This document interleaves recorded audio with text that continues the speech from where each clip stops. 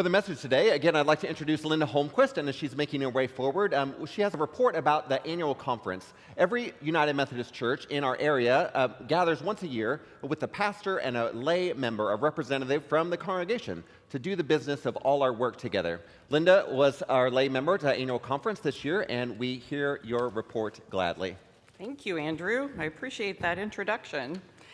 I think most of you know that I'm Linda Holmquist, and as Andrew said, I was Susanna Wesley's lay member of the Great Plains Annual Conference, and so I attended that conference this year. I learned a lot in this journey. First of all, many of you know I learned how to say what I was, which was a lay member of Annual Conference. That took me a while to get that title right. But it was an interesting event. It was held in Omaha, June 8th through the 11th. Actually, as someone pointed out to me, it was a suburb of Omaha, Lake Vista, Nebraska. And Andrew, our pastor, described it as part annual meeting, part family reunion, part business meeting, and part revival. And that's really a very accurate description of what happens at our annual conference for the United Methodist Church in the Great Plains. The theme this year was to reimagine discipleship, and there were 1,300 laity and clergy from across the two states of Nebraska and Kansas that participated. Now, I've been to a lot of conferences throughout my life, and I would say that this conference, with its focus on Methodism, did have a little bit different flavor at times, but for those of you that have been to conferences, it was still a conference. They still had the seats really close together. You know how they do with those chairs. They think you don't need much room, and it's a little frustrating. But we started out that Wednesday with mission projects, and Wednesday evening was a worship service with a message from a neighboring bishop, Bishop Farr of Missouri. The days all began and ended in worship. And now you just heard Stephen read the New Testament reading from Galatians, and I'm going to review that. Galatians 5:1, 13, and 14. Christ has set us free for freedom. Therefore, stand firm and don't submit to the bondage of slavery again.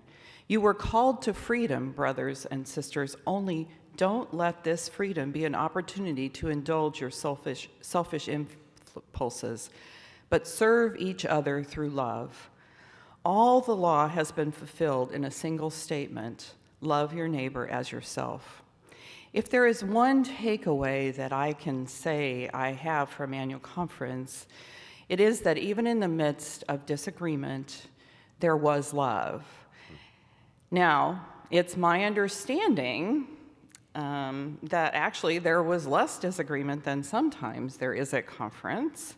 And that didn't even come from Andrew. That came from another Methodist pastor here in Topeka, who said he was kind of amazed. He said, I think it's because they haven't seen each other for so long that they're really happy to get together. So they're a little less contentious, maybe.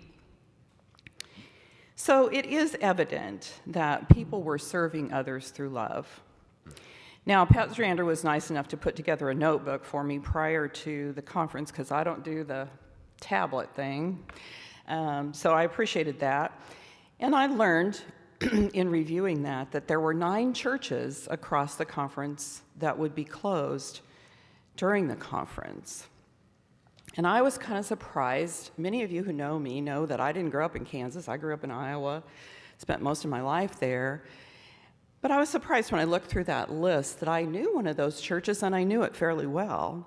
It was Fancy Creek United Methodist Church out in Riley County, which is north of Manhattan.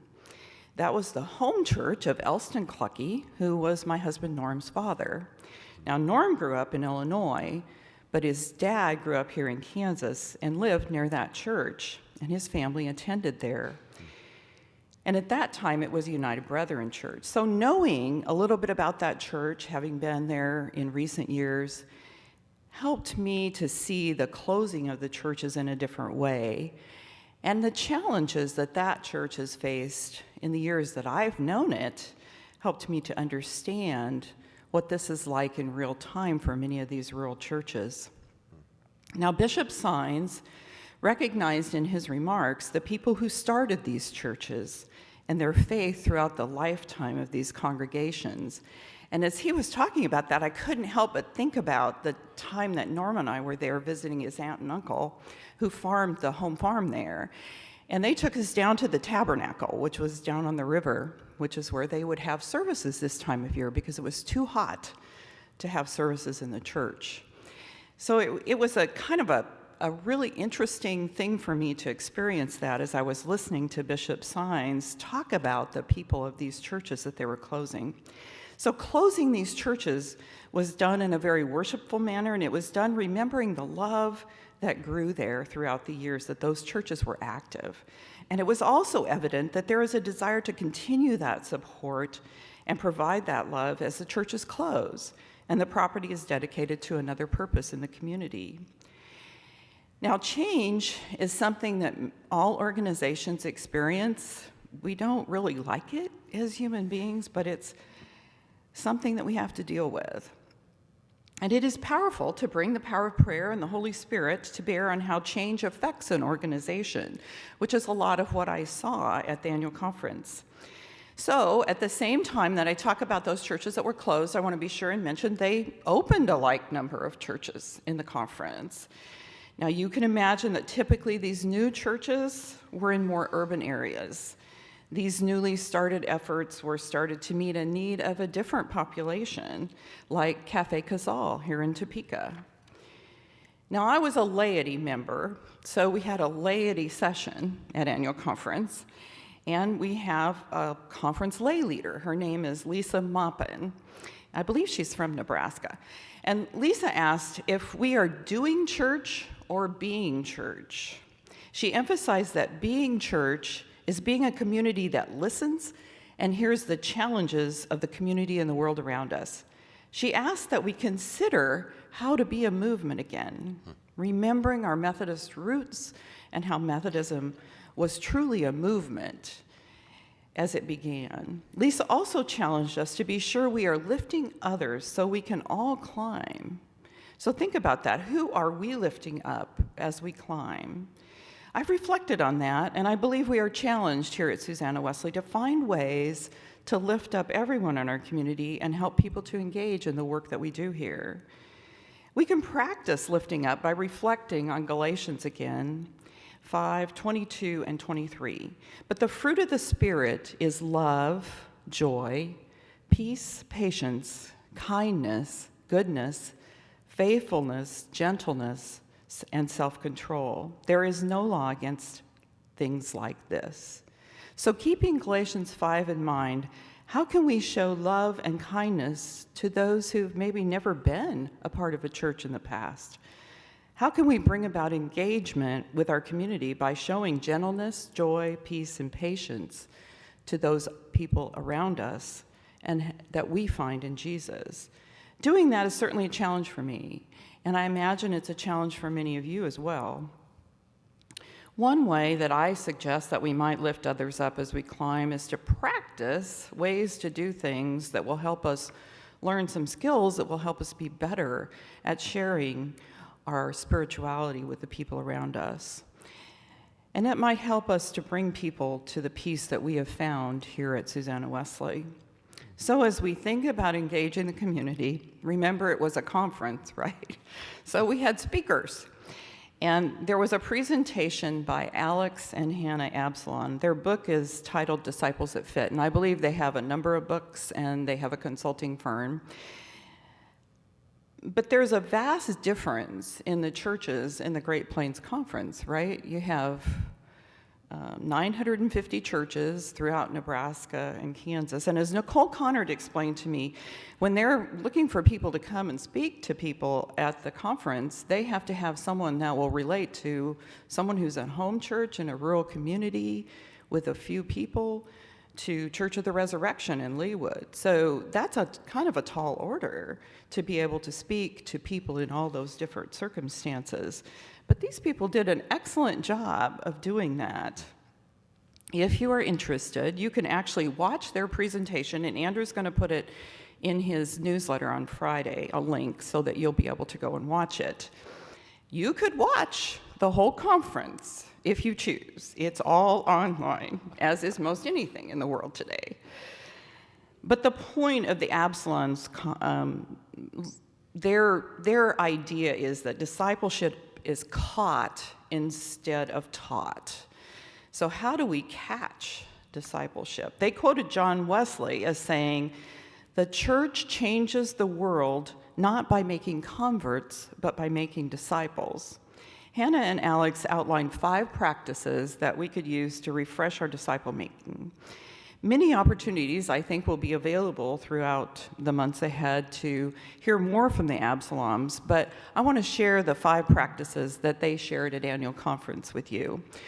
The first one of these I think we all can do. It's to pray for 3 people who do not know Jesus each day. I think I can do that. I think maybe most of us can do that. The issue is making it a priority and actually getting it done, isn't it? That's my problem. The second practice was to have parties. Well, hey, parties are fun, right? We can do that. Large and small parties. I thought that was interesting. They, as an introvert, now many of you will say, Linda, you're not really an introvert. I am an introvert. As an introvert, I understood that really well, that we need to have smaller gatherings for people who are introverts so that they will come and they will participate, because they won't come to large parties. So I thought that was kind of interesting. The third practice was to look for people of peace who are not followers of Jesus, but might welcome the peace of Jesus if you share it.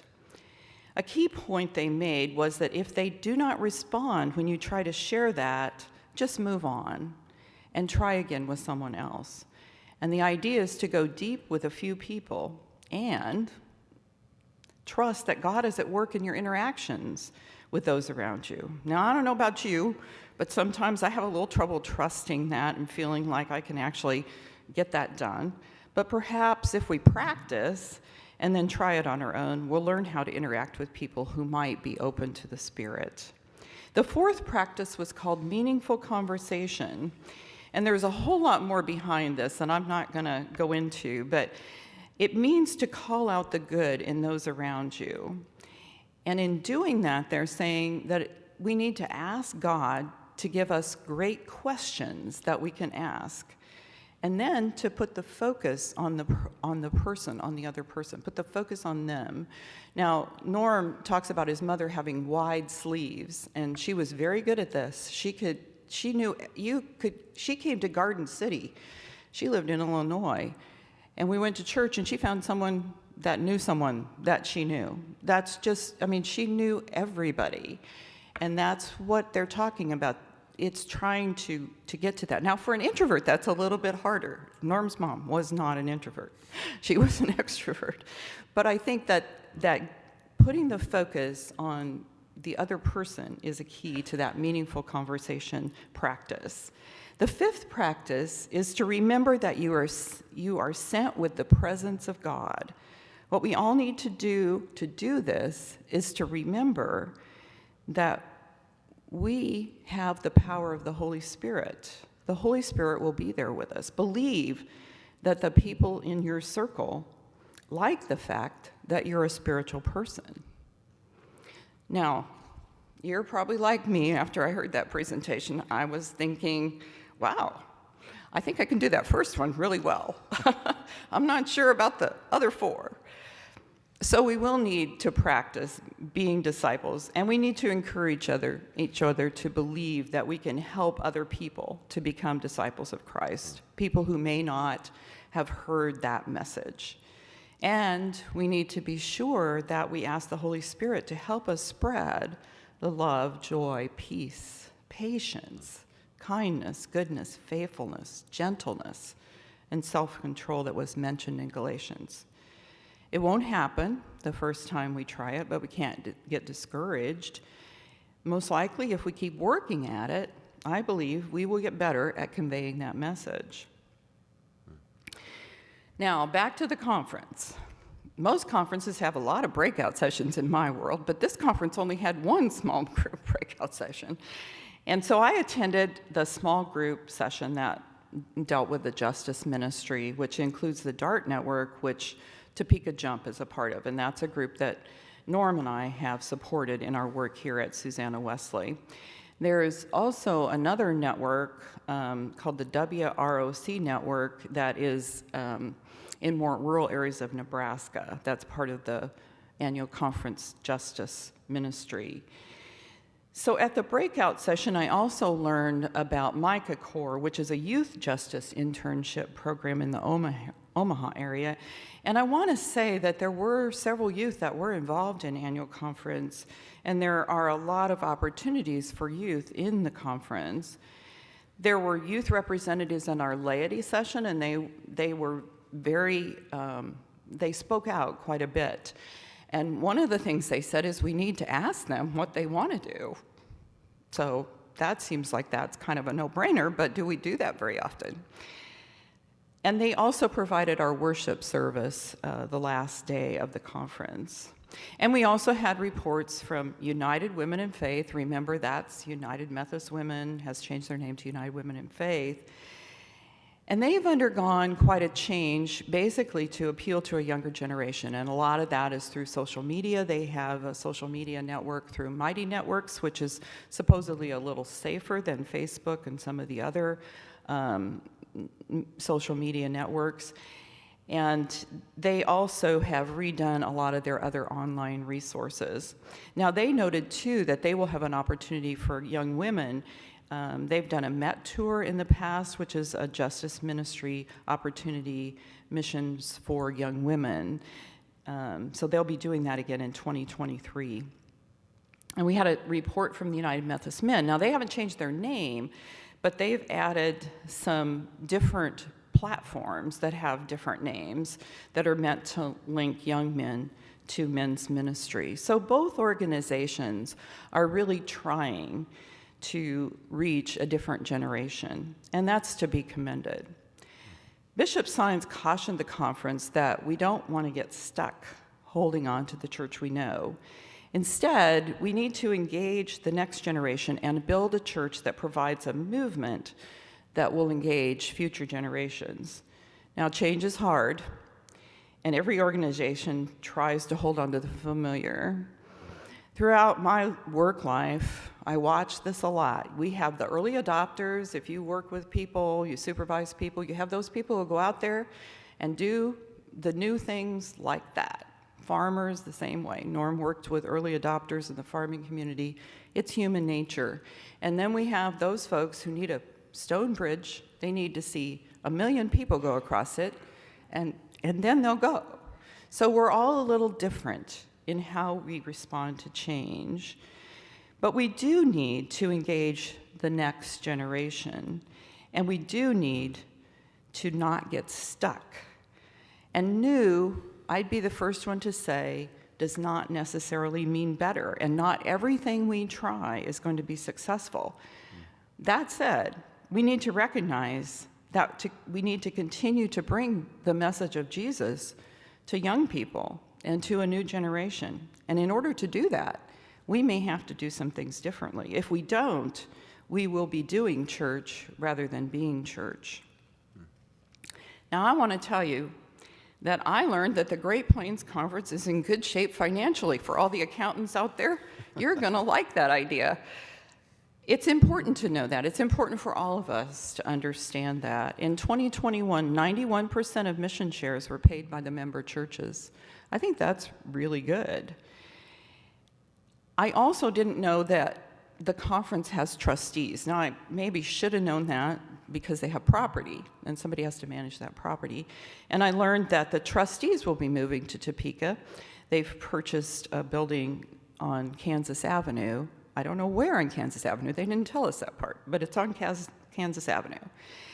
And I also want to mention that the Kansas Methodist Foundation distributed $6.4 million last year. So there are financial resources in our conference, so we should be proud of that. I was really honored to represent all of you and Susanna Wesley at the Great Plains Annual Conference. I'm glad I said yes when Andrew asked me, because I came really close to saying no. We can all grow in our faith as we share that faith to make disciples of Christ. And saying yes to these kinds of requests does help us to grow. We won't always know what yes means. And in fact, it took me a long time to figure out exactly what I was.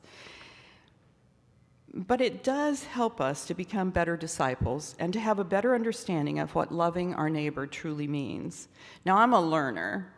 That's been identified throughout my lifetime, and I learned many things over those few days in Omaha, but mostly I learned that there are many people working to keep the United Methodist Church in step with the words of Jesus, and I thank you for that opportunity. Now, I want to conclude by recognizing 3 people who were instrumental in the annual conference, and I don't see Nicole and Holly here, but Andrew's here, but I'm going to mention all 3 of them because I really think the people who planned this did a great job, and they're critical to the success of annual conference. So I want to thank Nicole Connard, Holly Tapley, and Andrew Connard. The skills they bring to their work are very evident and were evident during the conference activities over the 4 days. Nicole, in addition to stepping in and helping here at the church with our youth ministry, also stepped in at the conference level in an emergency situation to help with a number of committees and help them complete their work and serve as the interim team captain of the Congregational Excellence Committee. Holly set up the mission activities for the first day of annual conference. That's no small task. And she provided support for COVID testing. We did have somebody test positive who had to go home. And she, of course, works with the disaster response team. And I want to thank Andrew for his work with the Board of Ordained Ministry. And Andrew drove the U-Haul to Omaha with all the big, bulky items that they couldn't get in the cars. They all 3 gave committee reports, and I'm sure they had lots of duties that I didn't mention here. We are blessed to have them here at Susanna Wesley, and their gifts and talents helped to make the 2022 Great Plains Conference a success. Let's give them a round of applause.